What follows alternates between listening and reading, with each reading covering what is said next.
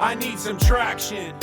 Hey, Traction fam, super excited for today's session. My good friend and one of my favorite founders on the show today, Jason Smith, CEO and co-founder of the leader, the category creator and giant in the competitive intelligence space, is here with us today. And he's going to talk all about his entrepreneurial journey, building and scaling a company from idea to acquiring to raising over 70 million during the pandemic and going through the highs and lows of entrepreneurship. And prior to founding Klue, Jason served as the president of Vision Critical, one of the leading companies in the customer intelligence space. And he took them from a small startup to a 500 plus person company with hundreds of enterprise clients like Staples and BBC and Nestle. Jason, to me, has been somebody I look up to as a founder for advice in all aspects of entrepreneurship, from selling to building companies to culture and everything in between. He's been a dear friend and a customer and supporter from our early days. Jason, thank you so much for joining us, man. And thanks for being an inspiration. Oh, well, fantastic introduction, Lloyd. If only I could be ripped as you are now, and then I'd feel even better about myself. Thanks. I think the next thing we do is anti-aging. You seem to be aging in reverse. I don't know what are you doing, by the way? Are you like fasting? Like, what is your? Let's start there. What is your routine? I don't know. Can you see the lines that say 12-hour workdays and nonstop crankfest still? Like that seems to be the startup founder regime. I don't see anything. It's either the cam or your skincare routine or your fasting or bulletproof coffee. I don't know what you're doing, but keep doing it. Zoom filter. Yeah. Zoom filter. Building a startup is a marathon of the heart and mind. And, it's a long slog. Anything worth doing is a long slog, and the best of the best never stop, right? So actually, before we dive into the journey, how do you brace yourself to play this long game? There've been so many ups and downs. I mean, that's one of the benefits of being a 5-time entrepreneur is like I went into this business knowing that, you're not signing up for something for a get rich quick scheme, try and get the funding round and move on. This is a 10-year play. So I literally started the company thinking, what do I want to do for 10 years? Plus, what could I work on that I would be excited to work on for the rest of my life? And so the journey goes from like, what's the idea, and does it keep you up at night to keep kind of chasing and filtering through that idea? I have a whole mental playbook, by the way, of how I think about starting companies now.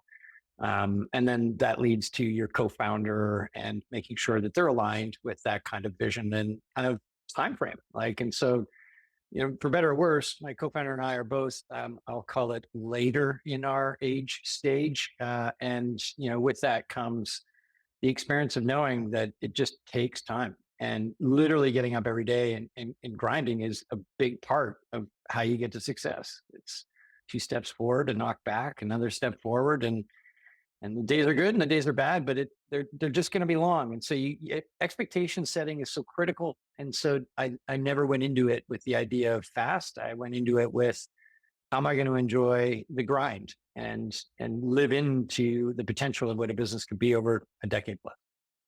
It's a long slog, man. Like sometimes you might get lucky, but you have to move with the expectation that it's going to be a long slog. And if you hate the process, you hate the customers, you won't be able to sustain. So I'm glad you love it. You've been around the block. So leaving Vision Critical, you did pretty well there.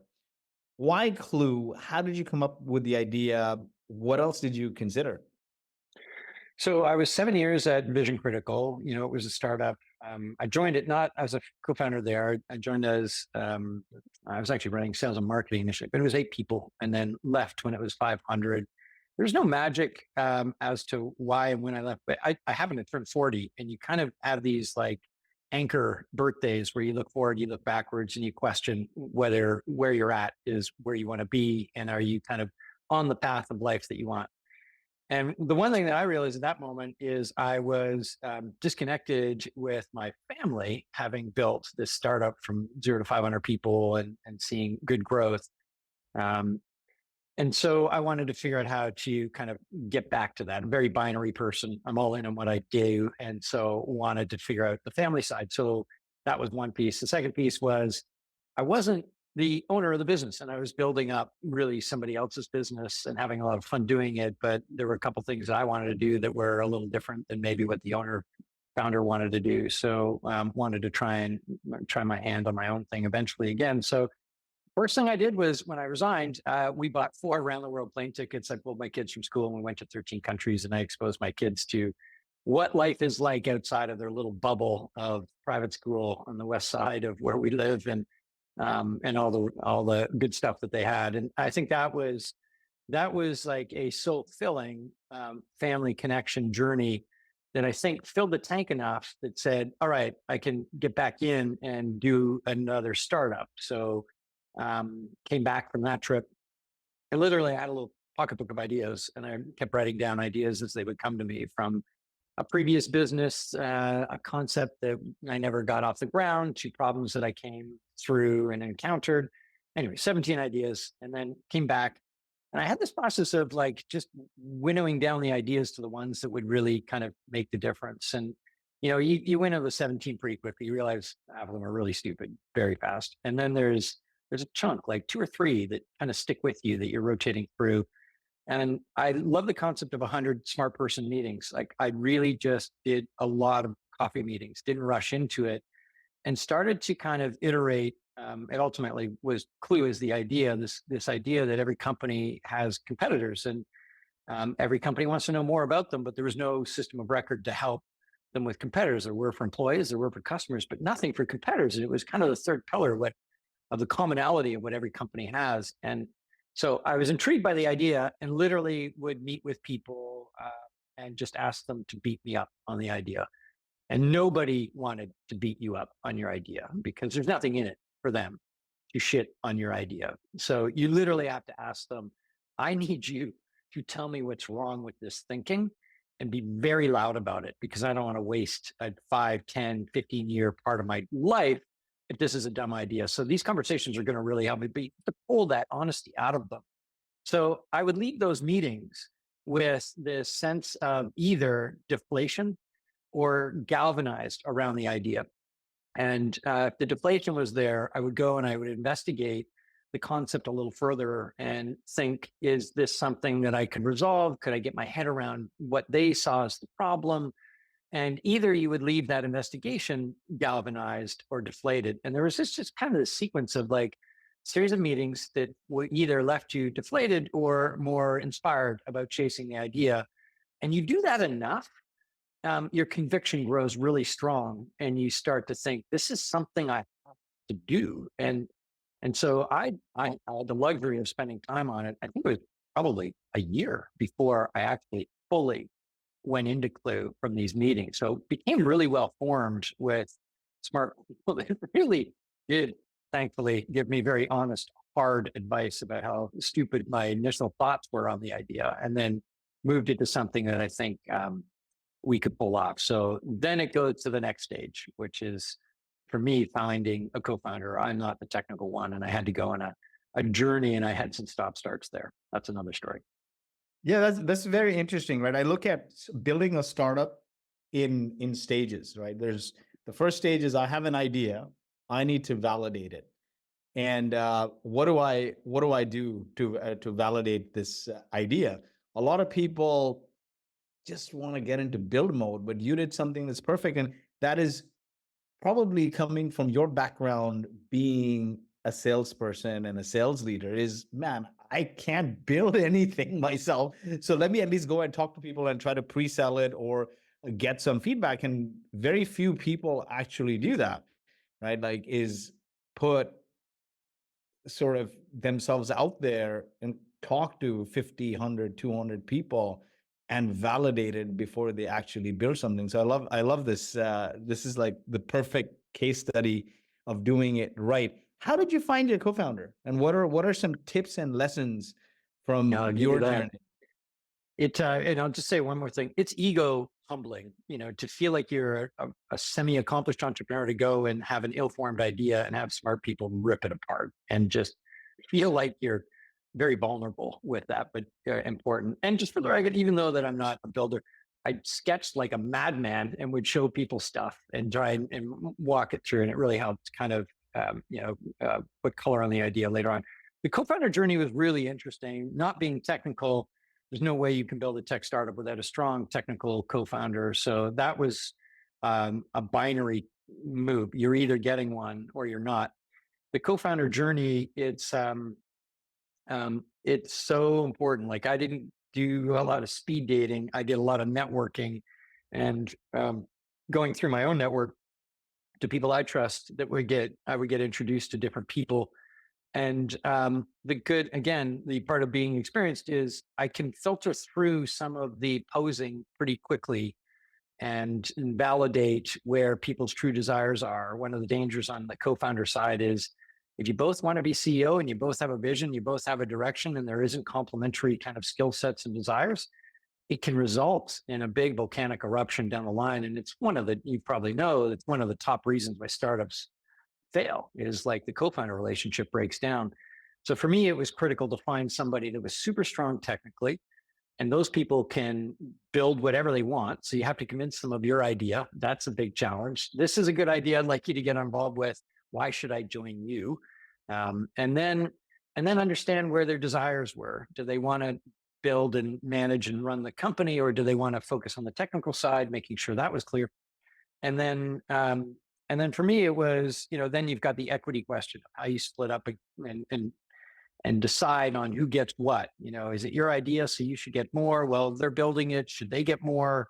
Your network, your contacts. How do you decide that? And it's always a dicey one. And there's a degree of fairness. And I'll give you one story. I did have what I thought was going to be my technical co-founder on my first time round, and trust became like the thing that I struggled with most on this person. We had negotiated what our split would look like, and we're like, okay, we're going to do this, and we're working side by side for 3 months. That was on a Friday. We clinked glasses of beer. Okay, this is great. He comes in on the Monday and he's like, so I just letting you know that I'm going to New Zealand for 6 weeks, maybe 12.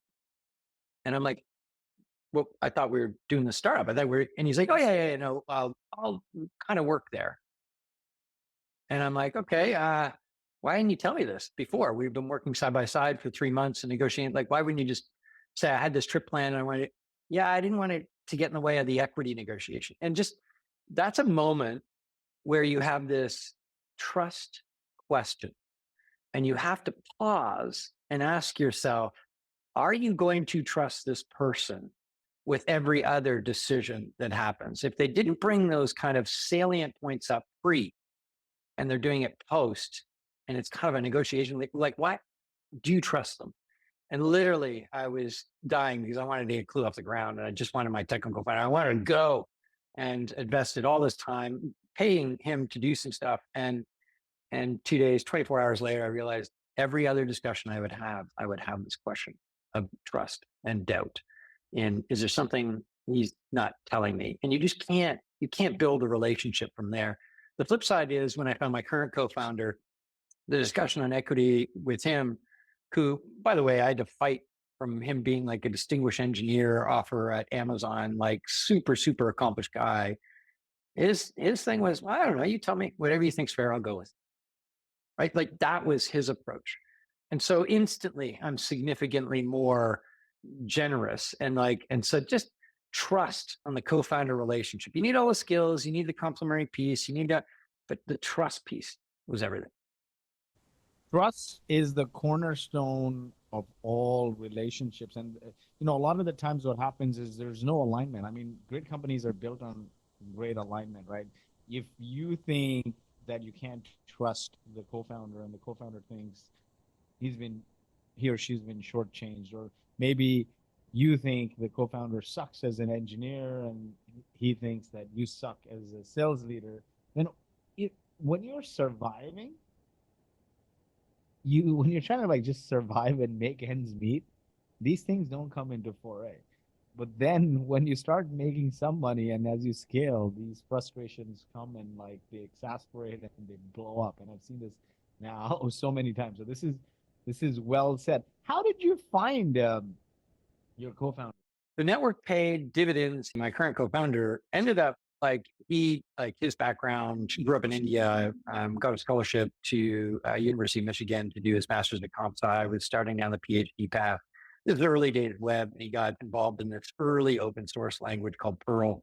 And he basically, kind of co-wrote Perl. He was like the key release manager for Perl, fixing Perl. And so he ended up coming to Vancouver to port Perl to Windows, and started to build out in this company, the Perl port. But because he was so well known in this open source world, he ended up getting like literally millions of developers sending him email, and he had to write a, a, um, something that separated relevant mail from irrelevant mail, basically the world's first spam thing. And so, anyway, this is all going on in Vancouver where I'm founding a company. So for literally a decade, I was building in Perl, and using all these, and he's like down the block. And so it turns out we had 250 overlapping connections, but never had met. And he ended up being chief technologist of Sophos and worked at this web security company, Sophos, for many years. And so I got introduced through the CEO of Sophos to him, who was over in India. I was literally going to fly over to India and just go, listen, we need to do this. Because he's like, who's this wacko, like crazy inspired entrepreneur that's trying to convince me to do something? And I was coming at him pretty hard because he was clearly really talented technically. And that he ended up flying back to Vancouver, literally took him and his wife out for dinner. The partner is a critical element in the founding relationship. They need to buy into the reality that you're going to be taking that person away from their partner for a lot of time. So literally, that was it. The network led to it, but that story I think is just interesting because there was a lot of convincing I had to do at startup. He had many, many options. Certainly, well-paid, bigger options than what Klue was. But I think two things that made the difference. Three things.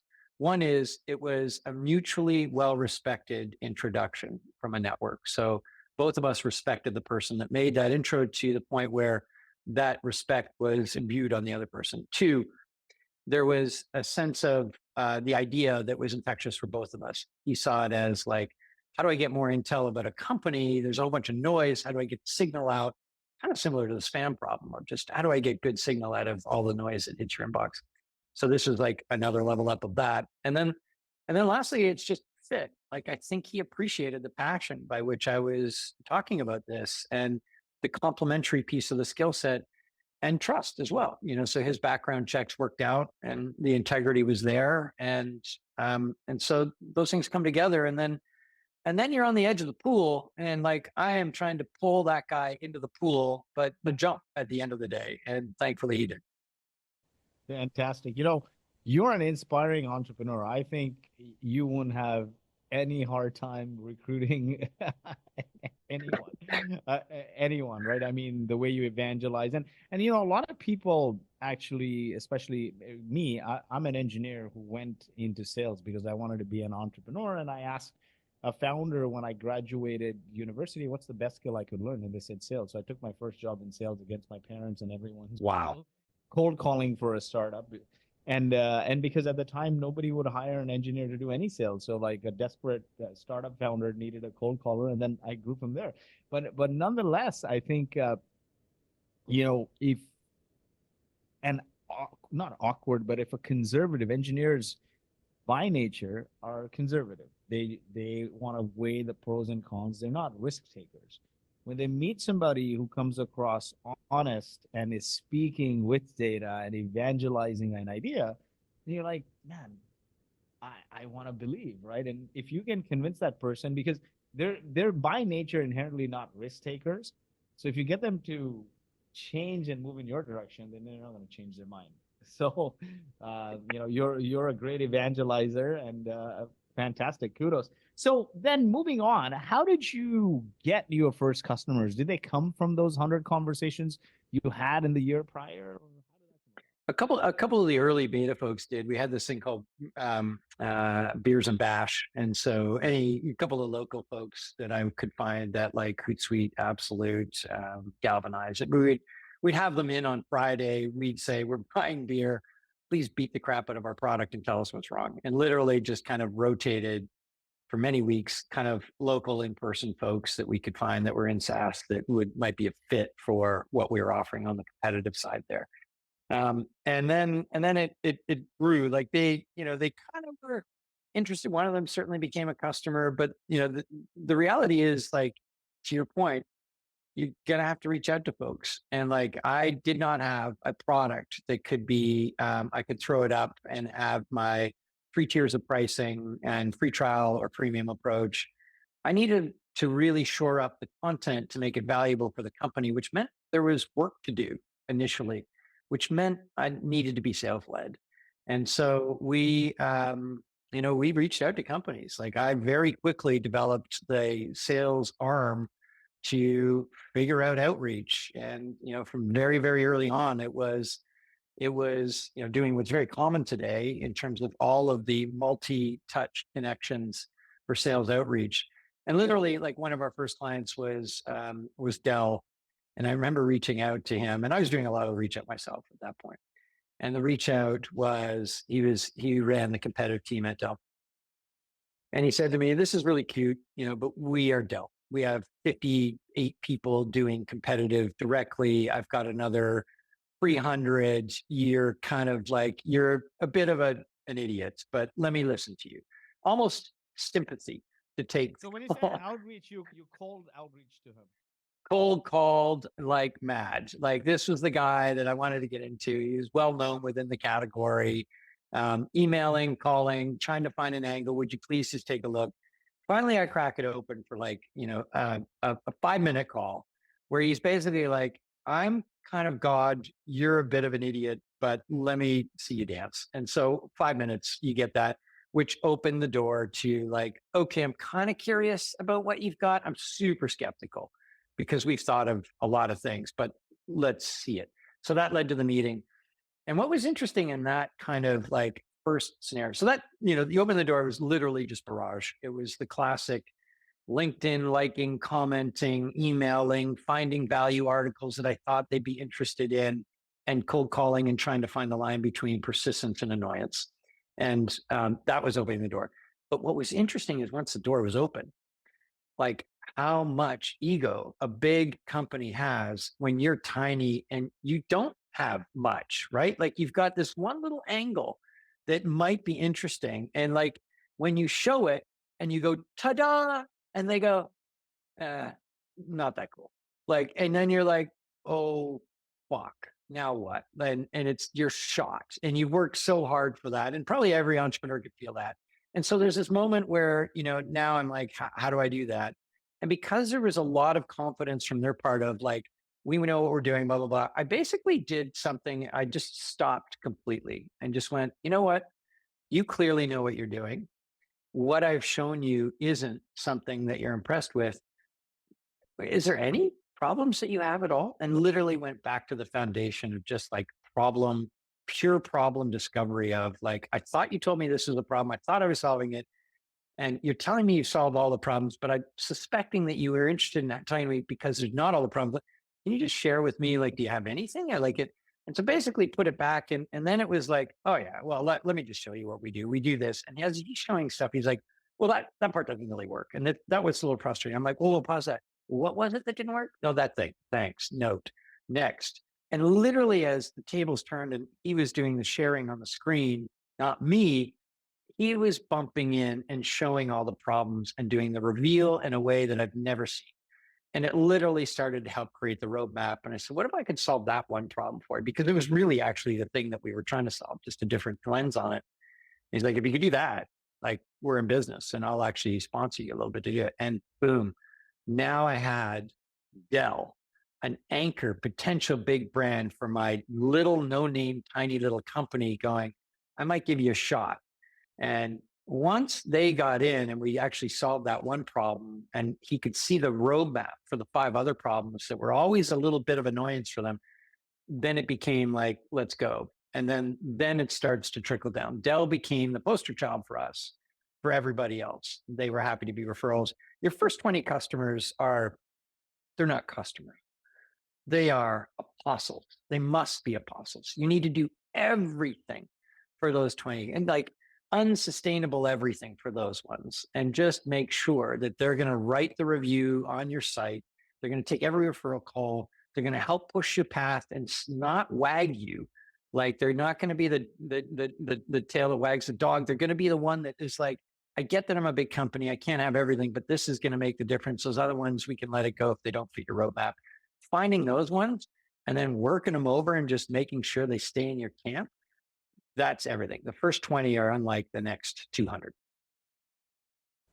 Were you involved in acquiring the first 20? All of them. All of them. Fantastic. I think that's what I did as well. I think the first 50 or 60 customers I I got for both and probably in every market. And you were one of them. You've been a long-standing evangelist and supporter on all our marketing material. So I love this.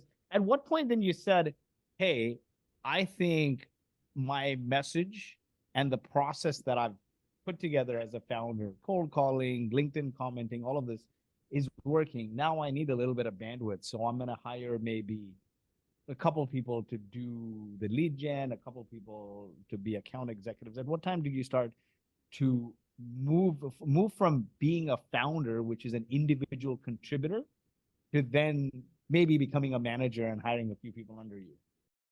Well, the iteration that I kept focusing on first was message fit more than product fit. I just needed to understand if the message was resonating, and if it was, what are the trickle down effects on the product pieces that I could start to slowly knock off. So the Dell example is a good one. I think there was enough message fit to open the door.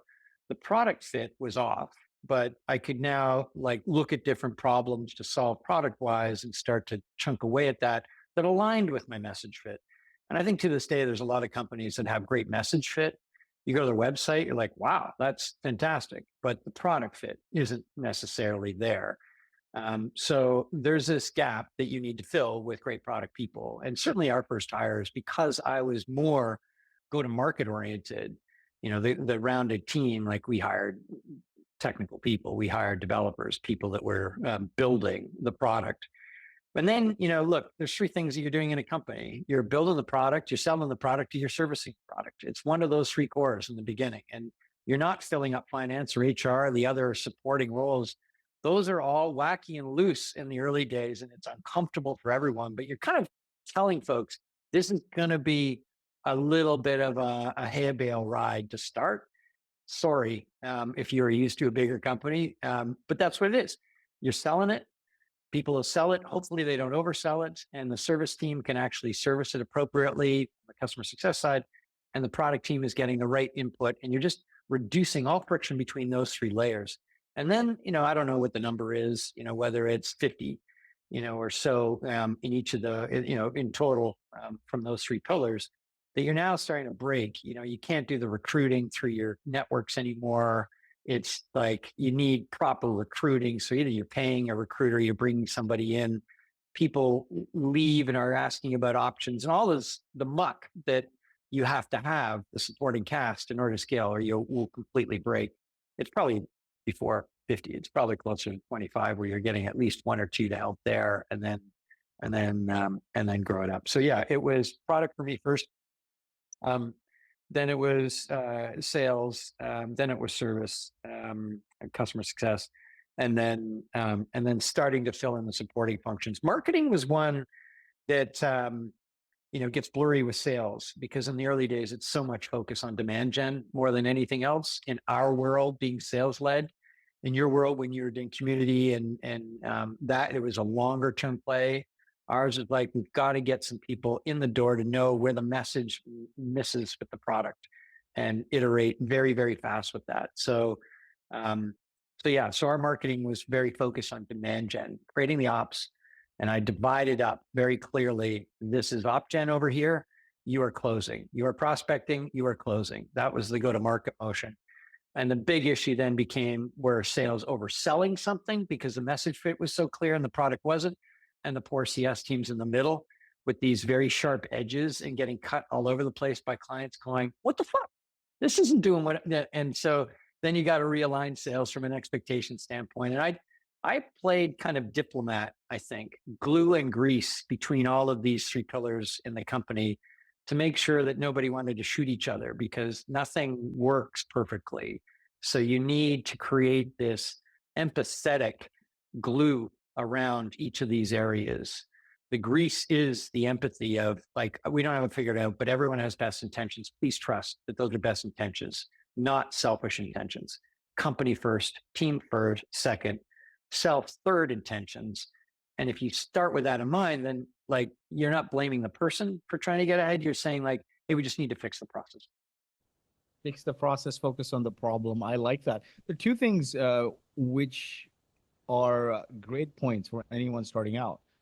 Message market fit, right? In the early days, you're just trying to validate. You don't have a product and you can't rush to product market fit if the message is not resonating. And for me, a good sign of validation is you have that message market fit, meaning you nailed the ICP, the message is resonating where they want to pay you to try it out, right? And that is key. The other thing, what you said in the early days that's important is demand gen. You need to generate demand. Actually, we use community in the way of demand because we're selling an offering which requires a lot of credibility, communicating, competing with big four accounting firms. So we hosted our own events and we brought in big name speakers at like, I think we started hosting like small 10, 20% events at co-working spaces, bringing big name speakers, and we got their brand rub and social proof. And as a function of doing that very repeatedly, we would get customers. And one day the co-working space kicked us out because they're like, you can't host a person meet up here. And that evolved into the Traction conference. But it's really important because this is not something a lot of founders know. And maybe now more people are educated, but they say, oh, I need to get marketing.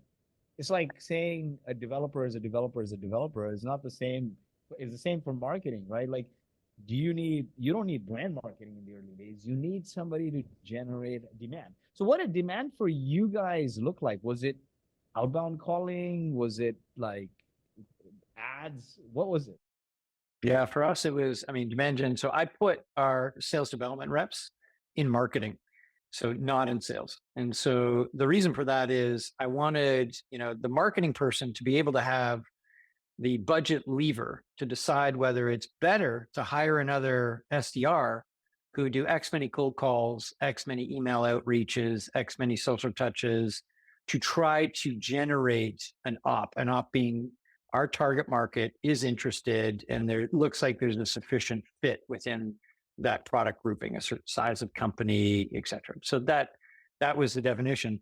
So do you hire another SDR or do you run a conference or do you, run some ads? And literally all we kept doing was like an A/B experiment. And if A was the SDR that was getting X many ops, we would run a B experiment against it. And if B was say an event and it didn't generate as many ops per capita basically or spend as an SDR, we're like, okay, another SDR, keep going right through to the very edge. The challenge and what's difficult from a hiring standpoint and can impact culture is in those worlds, you're hiring real live humans and you don't know where the edge is. You don't know where too many is because another one seems to work, and there's a point where it's too many and that can create some problems. But, that's a later day problem. That's more champagne post some product market fit. But we just kept doing that. We looked at it from run an experiment of either ads, content, direct events in the sense of like we did a lot of dinners and going to, there's only a handful of groups that would run events that were there our ICP of product marketers that we could go and we would try and make a big push there with the right dinners, the right networks, the right booths, the right whatever, and just see. And that would cost, 200 grand, but we could have 3 SDRs for that price. So per year. So what's the differential value? You would kind of run those experiments in a very judicious way with your limited dollar spend early on and just figure out where you'd put more dollars. Fantastic. I think this is great advice. I also like the advice of putting all demand gen activity, including outbound, in marketing, because otherwise sales and marketing are likely fighting for budget. Sales is closers, marketing is openers. I think that's a clean way to look at it, and that's how you A/B test the budget. And maybe you put a small amount in the longer term stuff, because also you guys are in the whole credibility play, right? I mean, you're creating a new category. So yes, you have this instant gratification of outbound and getting the leads in, but you also need to create content to educate the market on this opportunity. You also got to do events to show credibility to these large enterprises. How did you balance that? I mean, I guess, what was the playbook to being a category creator and leader in this competitive intelligence space?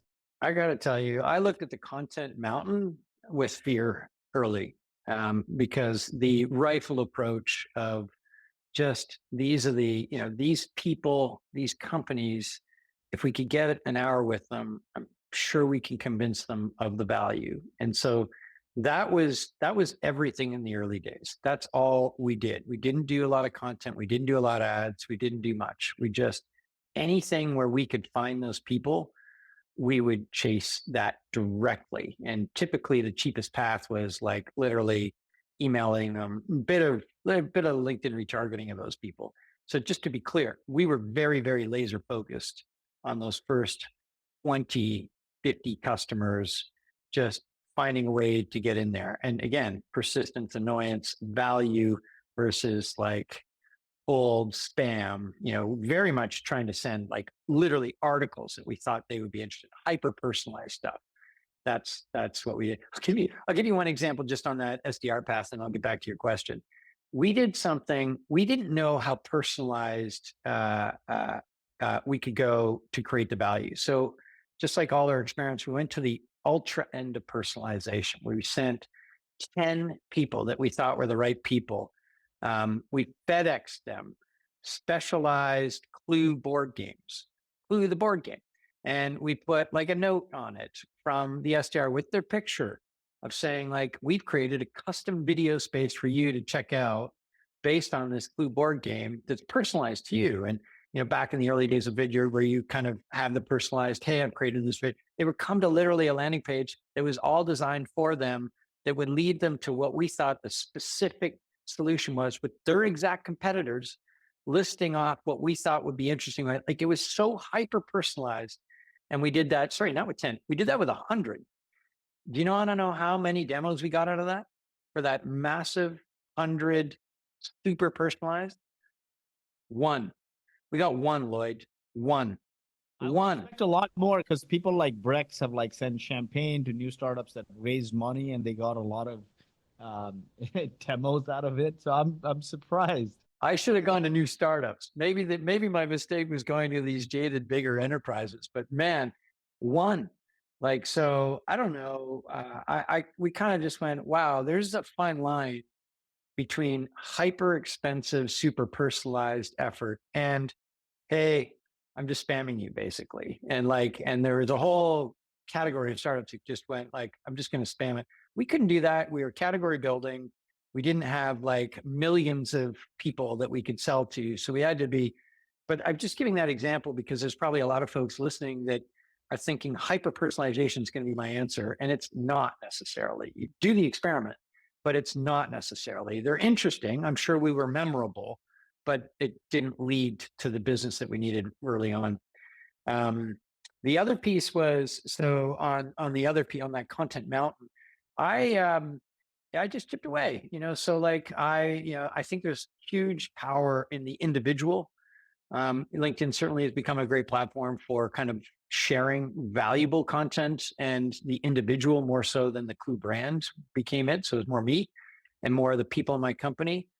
And I'd seen a lot of companies where the founder was like there was nobody else. The founder was the only one that would speak. The founder was the only one that would do it. And my approach was different. I'm like, I think we have a lot of smart people. I want everybody in the world to look at the company and go, there's a lot of smart people here, not just one smart founder.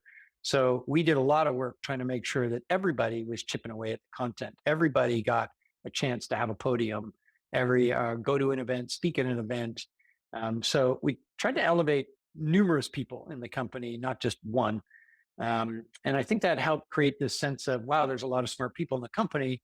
And two, it elevated my employees. Their feeling was, okay, it's not just all about one superstar CEO founder that they're elevating. It's like all of us.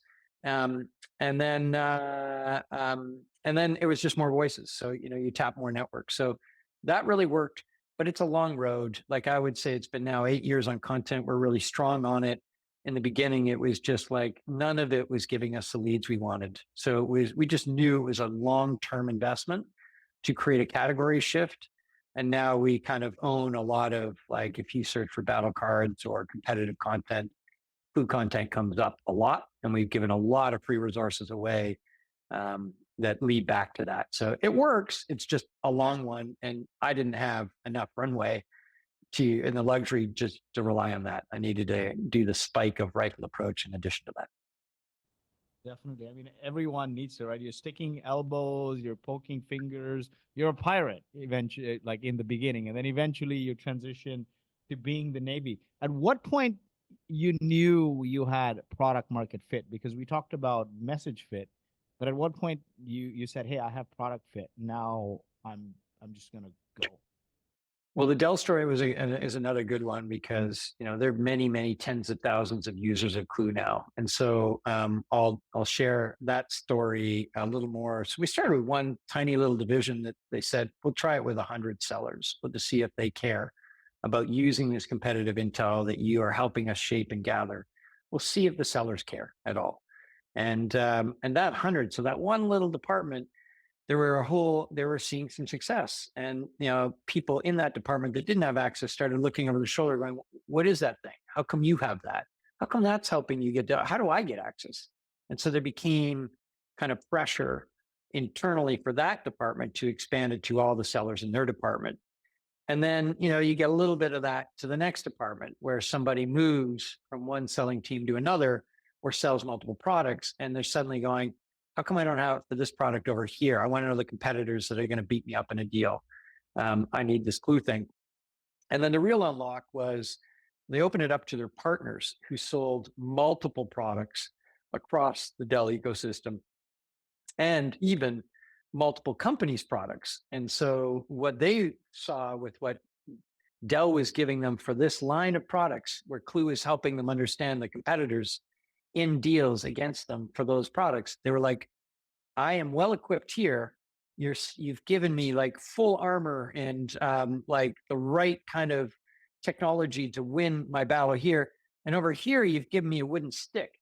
Like that's ridiculous. I need all of the good stuff that you have over here, over there. And so there became this pressure of I need Klue to help me close more deals over here. And so literally, that's how I knew we had product fit, because we were being dragged from one department, from one seller to another seller, one department to another department, one company to another company as sellers moved around or partners started to see the disproportionate value they could have in winning deals. So that's really when it unlocked. And thankfully, that came relatively early. Fantastic. Now, what happens? What are the top actions a founder needs to take once they've figured out product market fit? Yeah, so that's where this funding piece came in. So we went many years on a seed round and kept it pretty lean until we did our Series A. In I went out in March of 2020. It was a very interesting time to raise in that initial phase of COVID. Um, but that's where you feel like you've got something that could be a lot bigger. The clients that are using you are expanding, are growing, are referring, and you're like, I just need more fuel in the tank. And you feel like you've got the beginning of a repeatable process. That is the moment where I felt like funding could really make the difference. Before then, I didn't want to, I didn't want more funding because I needed to figure it out. But when it's starting to work with 20, 30 clients, and you're starting to see the expansion happen, then it's like, okay, now it's about winning, building and winning the category. There's outsized advantages that go to the winner of the category. So it becomes a category race. And that's where the funding piece starts to become difficult to turn down. I bootstrapped my first business. I have a lot of empathy and many times grass is greener view on the bootstrap side. I chose the funding path because it was I think, a big enough category, and my competitor had raised more than I had, or I raised, period. And so the race was on, and so I didn't want to miss it, and we missed it actually at Vision Critical. We didn't raise a lot of funding. Qualtrics raised 70 million from Sequoia and became a multi-billion-dollar business, and Vision Critical hundreds of millions, but never multi-billions. The funding made a big difference there, and so I didn't want to miss it this time. So what I would say is, we had 20, 30, 40 customers that were starting to grow.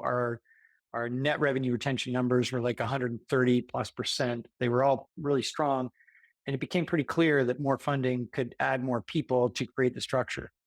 And so what happens is, though, you get that funding and you instantly get more inefficient because you're not as rigorous on your spend because you can now do more experiments. So you do more, and some of those experiments are not going to work. That's what funding is about. It feels weird to go from super efficient to less efficient because you're doing that. But the other thing is you have to add layers now.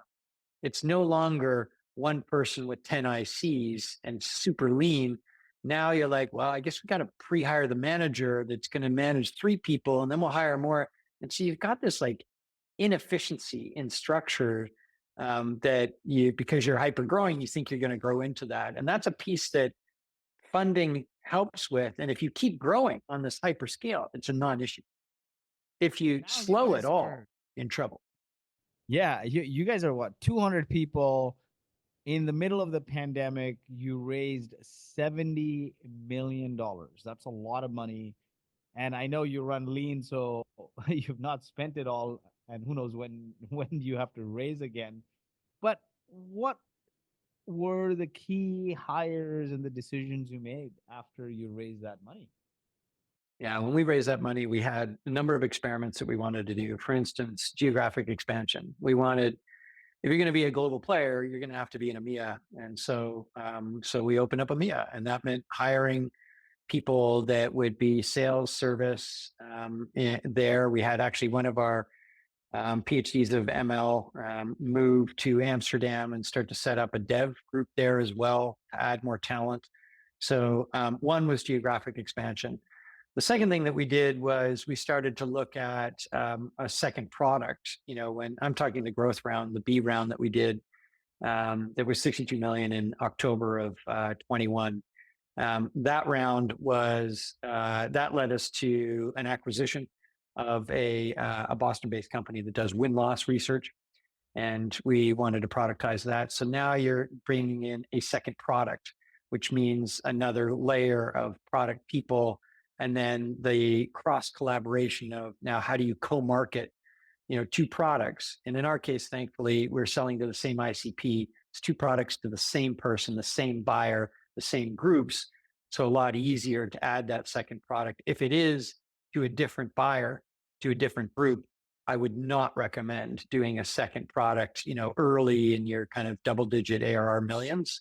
I would wait. But in our case, we could fuel that. The other thing that we did was I'm very hesitant on just immediately bringing in super senior hires and saying, all right, CRO time, CMO time, and literally I am not a fan of title inflation. So like I don't think we have a C title in our company other than CEO and CTO, my co-founder. But there's like, we don't have a CMO, we don't have a CRO, we don't have, because like we're not big enough to, in my opinion, still justify it at 200 people. And we're just maybe getting there now.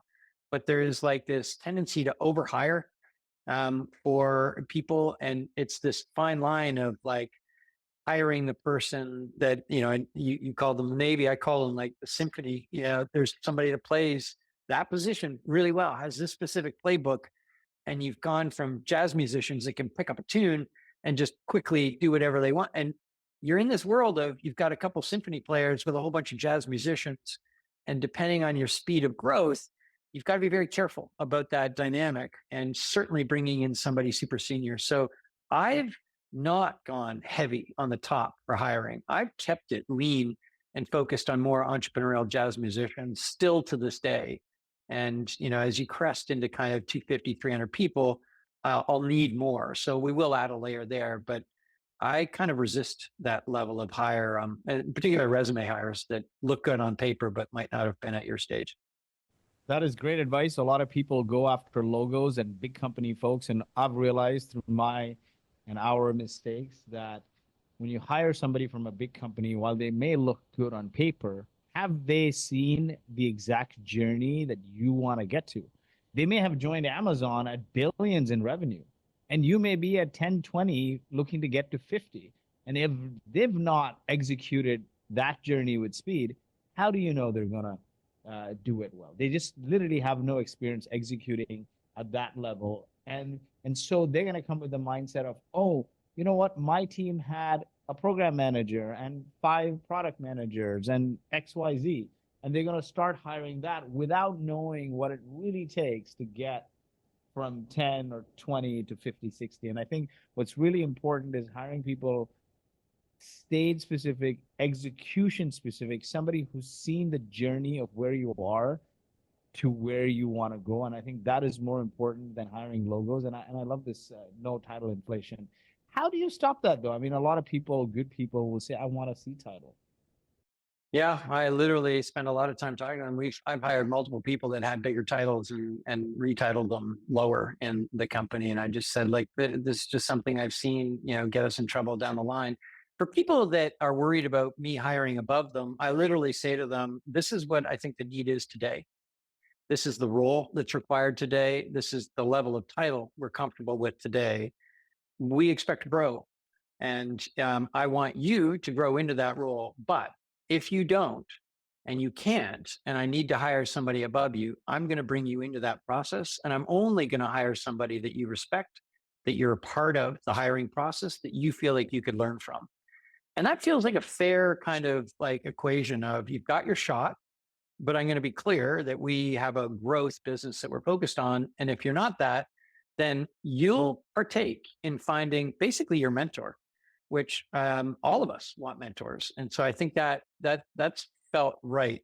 Obviously, if they are super, super senior and they've been like CROs everywhere before, it's not going to work. So I'm always, though, in the early stage, especially startups, you're looking for more diamonds in the rough. It's pretty rare that you're getting somebody that's super done everything slam dunk, has done and only done Meta and Google and Salesforce. Like, you got to see some grit on their resume where they're not fully proven, and your job as the CEO and the founder is to cherry pick those diamonds and go, I can polish that and give them a shot, and I'm pretty sure they can shine. Being a Canadian entrepreneur, actually, it's something, maybe it's been a benefit for us because we didn't have the luxury of being able to hire people that have been there, done that, and taken multiple companies public. So our entire like radar has been trying to find those diamonds in the rough, those people that want the shot, that might have been either based in Canada or elsewhere, that just didn't have the op, but could do it. If they were in the Bay Area, they would have been drafted into the companies and they would have succeeded, but they didn't. They didn't have the chance, but they still got some real potential. So in the early days, I very much look for them. I like that advice. Hiring for potential and not for experience, hiring for trajectory. And I say this a lot. If you keep hiring people on tenure versus trajectory, you'll become the very thing you set out to disrupt, maybe the government. But it's a fallacy. You can't run a business on an Excel sheet and hope that everything goes linear based on XYZ hires. Whenever people try that, it almost never works out, right? Like, being an armchair analyst is very different than actually being out there in the field. The conditions are different, the environment's different, what you face is different. And so I don't think most founders have had the luxury of hiring somebody who just worked out on first go without any kinks. I don't think that that really exists, but this is good advice on navigating that. I like this, particularly setting the expectations with the executive hire, also sharing that you have aggressive goals. Every department has aggressive goals, and the way to top somebody is to make sure, are they stalling or are they exceeding, right? If they're exceeding, a meeting is bare minimum. Exceeding is great. If they're stalling, then at some point in a couple of quarters, you gotta figure a way to top them. And that's the unfortunate reality of being in a venture-backed business that needs to hyper grow. I mean, they don't all work out that way, right? Like, but I start the expectations before they even join with that in mind. If they're not at that, super experienced level, but I see something in them and I'm excited to support them on that journey. And I think I can grow them, and there's certain areas where I don't have the ability to be that mentor and grow, and that's harder. And so you're clearly either going to hire that experienced person or accept a lower level role to start. A couple other things I'd say on hiring. Like, I'm a big fan of exiting the non-performers regularly. I think you've got to treat everybody with respect. You treat them well, but you exit them when the performance is not there and not living up to values. I have a bit of a matrix that I look at where I kind of uh, if somebody is actively learning but hasn't performed, I'll still give them the shot a little longer. If they're not actively learning and grokking and putting those pieces together and putting a little, but they're performing, I'd actually fire those ones on the performance that's inconsistent, I should say. But they're not actually growing and learning, because those folks will never become A players if they don't continue to learn and grow. One other thing I'd say on the hiring is